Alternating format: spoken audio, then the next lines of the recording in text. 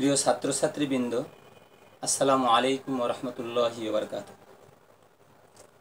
ইস্পাহানী উচ্চ বিদ্যালয়ের online class থেকে আমি দূরের এবং কাছের যেখানে বসে আমাদের এই অনলাইন ক্লাসগুলি দেখতেছ, সকলকে স্বাগত। আশা করি তোমরা সবাই ভালো আছো, ভালো থেকে নিজেদের লেখাপড়া সঠিকভাবে চালিয়ে যাইতেছ। প্রিয় ছাত্রছাত্রীবৃন্দ, আজকের আমি যে বিষয়টি তোমাদের সামনে নিয়ে এসেছি সেটি হলো ষষ্ঠ শ্রেণীর বিষয় বাংলা প্রথম পত্র।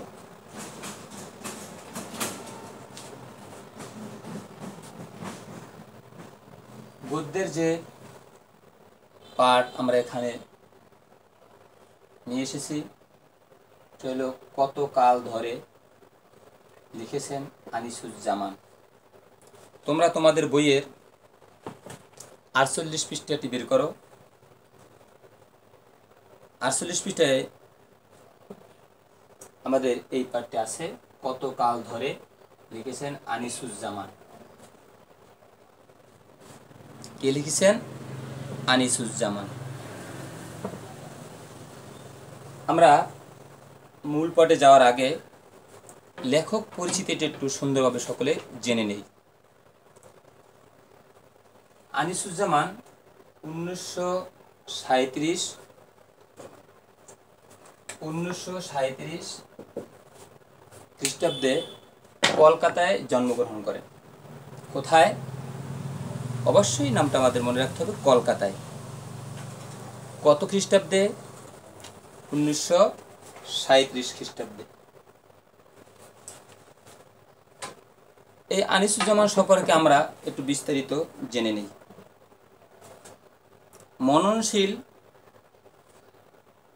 প্রাবন্ধিক, গবেষক ও বিশিষ্ট শিক্ষাবিদ আনিসুজ্জামানের জন্ম 1937 খ্রিস্টাব্দে কলকাতায়। তিনি ঢাকা বিশ্ববিদ্যালয়ের এমিরিটাস অধ্যাপক। কোথায়? ঢাকা বিশ্ববিদ্যালয়। কোথায়? ঢাকা বিশ্ববিদ্যালয়। কিসের অধ্যাপক? এমিরিটাস অধ্যাপক। বাংলা ভাষা ও সাহিত্য বিষয়ে তার বেশ কিছু গবেষণা গ্রন্থ রয়েছে। উল্লেখযোগ্য গ্রন্থগুলো হলো মুসলিম মানস ও বাংলা সাহিত্য, মুসলিম মানস ও বাংলা সাহিত্য, মুসলিম বাংলার সাময়িক পত্র, মুসলিম বাংলার সাময়িক পত্র, মুনির চৌধুরী, স্বরূপের সন্ধানে, পুরনো বাংলা গদ্য। এছাড়া তিনি বাংলা একাডেমি থেকে প্রকাশিত বাংলা সাহিত্যের ইতিহাস, কোথা থেকে? বাংলা একাডেমি থেকে প্রকাশিত হয়েছে। কে? বাংলা সাহিত্যের ইতিহাস গ্রন্থের প্রধান সম্পাদক। সাহিত্য সাধনা ও গবেষণার স্বীকৃতি হিসেবে তিনি বিভিন্ন পুরস্কার পেয়েছেন, বিভিন্ন পুরস্কার ও পদে ভূষিত হন। এগুলি হচ্ছে দাউদ পুরস্কার। কি পুরস্কার? দাউদ পুরস্কার, বাংলা একাডেমি পুরস্কার। তিনি বাংলা একাডেমি থেকে যে পুরস্কার পেয়েছেন সেটা হলো বাংলা একাডেমি পুরস্কার। তিনি পদক পেয়েছেন 21 পদক। কোন পদক? 21 পদক। পদ্মভূষণ ইত্যাদি। তার সাহিত্যের অবদানের জন্য তিনি এই ধরনের পুরস্কারগুলি পেয়েছেন। প্রিয় ছাত্রছাত্রীবৃন্দ, মূল পাঠে যাওয়ার আগে আমাদের আরেকটি বিষয় জানা খুবই জরুরি। সেটা হলো শব্দার্থ ও টিকা। শব্দার্থ ও টিকা। কঠিন শব্দার্থগুলি যদি আমাদের জানা থাকে তাহলে এই পাঠ বুঝতে আমাদের জন্য সহজ হবে, সুন্দর হবে, সরল হবে, সাবলীল হবে। এই কারণে আমাদের কঠিন শব্দগুলি জানা দরকার। আসো তাহলে এবার আমরা কঠিন শব্দার্থগুলি জেনে নেই। গর্দান যেত, শব্দ হলো গর্দান যেত, শব্দের অর্থ হলো মাথা কাটা যেত। মাথা, এটা গর্দান, মাথা কাটা যেত। গর্দান কাটা যেত শব্দের অর্থ কি? মাথা কাটা যেত। সবাই বলো, শব্দের অর্থ কি? মাথা কাটা যেত। তারঙ্গ, তারঙ্গ কানে পরার দুল বা অলংকার। কানে পরার দুল।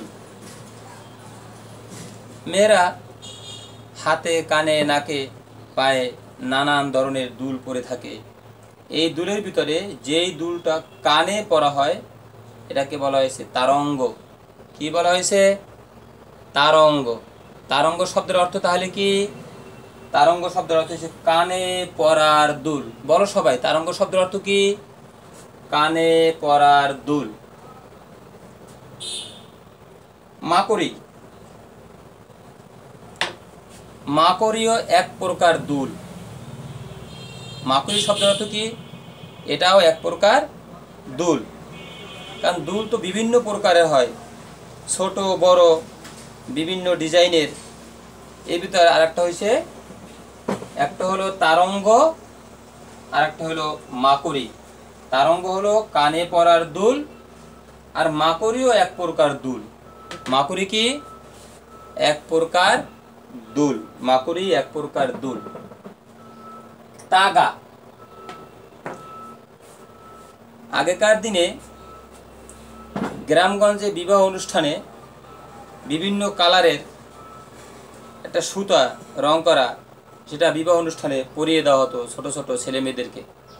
খুব আনন্দ ভোগ করতো। এটাকে বলা হয়েছে তাগা।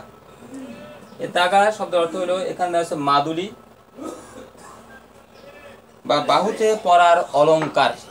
যে বাহুতে পরিয়ে দেওয়া হতো, বাহুতে পরার অলংকার, সুতা জাতীয় যেটা বাহুতে পরার অলংকার, এটাকে বলা হয়েছে তাগা বা মাদুলি। অপর নাম হয়েছে তাবিজ বা তার সুতো। তাবিজ বা তার সুতো। তাবিজ যদি হাতে বাঁধে, গলায় দেয়, এতে যে সুতোটা লাগানো হয় এটাকে তাগা বলে। কোনো কোনো কোনায় আঞ্চলিক ভাষা এটাকে বলে কাইতন।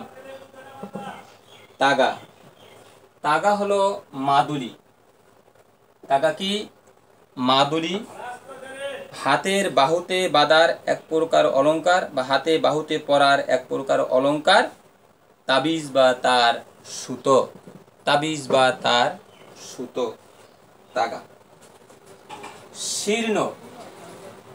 শীর্ণ শব্দের অর্থ হলো ক্ষীণ, রোগা। ক্ষীণ, রোগা, কৃশ। শীর্ণ। রোগের কারণে শরীর আস্তে আস্তে শুকিয়ে যাচ্ছে, শীর্ণ হয়ে যাচ্ছে, ক্ষীণ হয়ে যাচ্ছে। শীর্ণ, ক্ষীণ বা রোগা। শীর্ণ অর্থ কি? ক্ষীণ বা রোগা। শীর্ণ অর্থ কি? ক্ষীণ বা রোগা। ঘোড়া চুল। ঘোড়া চুল এক ধরনের খোপা। ঘোড়া চুল কি? এক ধরনের খোপা। মেয়েরা, বিশেষ করে এটা মেয়েরা তাদের চুলে ব্যবহার করে নানান ধরনের, বিভিন্ন ডিজাইন এটা হতে পারে। এটার নাম হয়েছে ঘোড়া চুল, এক ধরনের খোপা। ঘোড়া চুল শব্দের অর্থ কি? নিশ্চয়ই তোমরা মনে রাখবে এক ধরনের পোকা। তিল পল্লব। আমাদের দেশের কৃষকরা জমিনে ফসল ফলায়। এই ফসলের ভিতরে তৈল জাতীয় একটা বীজ আছে, এটার নাম হলো তিল। এটার নাম কি?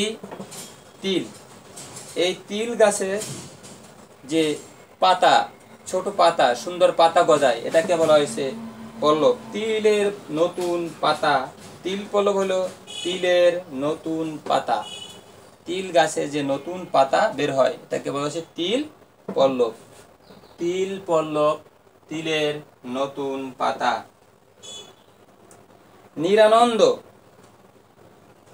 নিরানন্দ অসুখী, আনন্দহীন। অসুখী, আনন্দহীন, যেখানে আনন্দ পাওয়া যায় না। নিরানন্দ। আনন্দহীন, বিষণ্ণ, অসুখী। আনন্দহীন, বিষণ্ণ, অসুখী, তাকে বলেছে নিরানন্দ।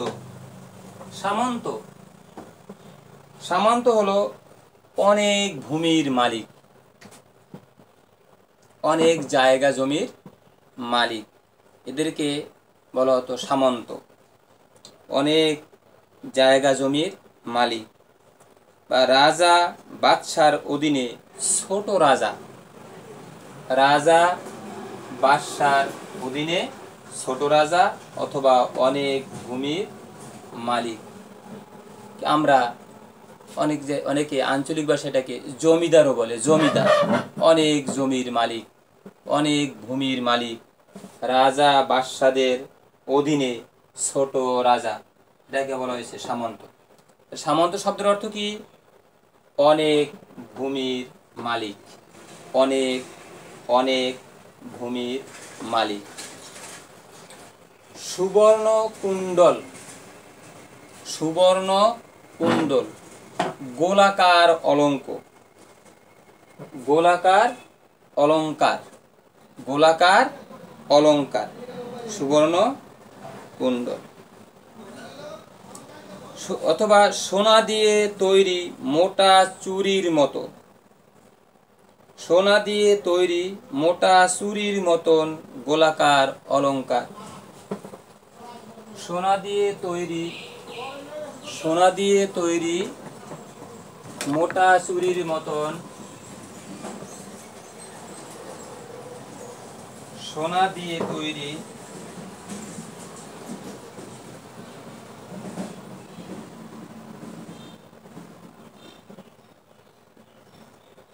মোটা, সোনা দিয়ে তৈরি মোটা চুরির মতো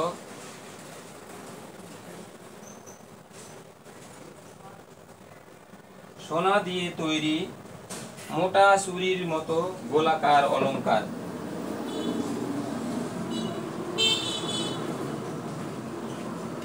গোলাকার অলঙ্কার।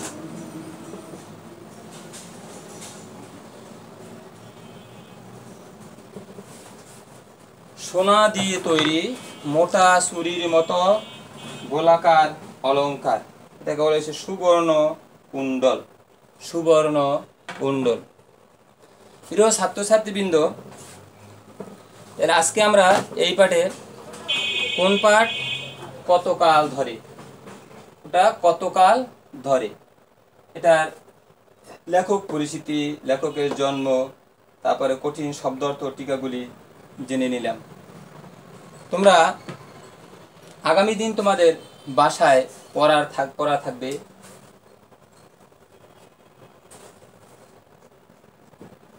HW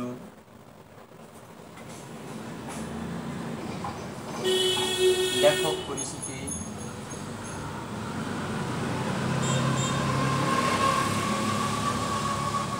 থাকবে শব্দার্থ। এগুলি তোমরা ভালো করে পড়ে আসবে। আগামী দিন আমরা এর পর থেকে আবার শুরু করব ইনশাআল্লাহ। আশা করি তোমরা অবশ্যই পড়াটুকু সুন্দরভাবে বুঝতে পেরেছ। কারো কোনো সমস্যা নেই তো? যদি কারো কোনো প্রশ্ন থাকে তাহলে আমাদের কমেন্ট বক্সে তোমরা কমেন্ট করে দিবে, আমরা সেখান থেকে উত্তর তোমাদেরকে দিয়ে দেব। আজকের এখানেই শেষ করছি। তোমরা সবাই ভালো থাকো, সুস্থ থাকো, নিরাপদে থাকো। আল্লাহ আমাদের সবাইকে রোগ ব্যাধি বালা মুসিবত থেকে হেফাজত রাখুক। আজকে এখানে শেষ করছি। আসসালামু আলাইকুম ওয়া রাহমাতুল্লাহি ওয়া বারাকাতুহু।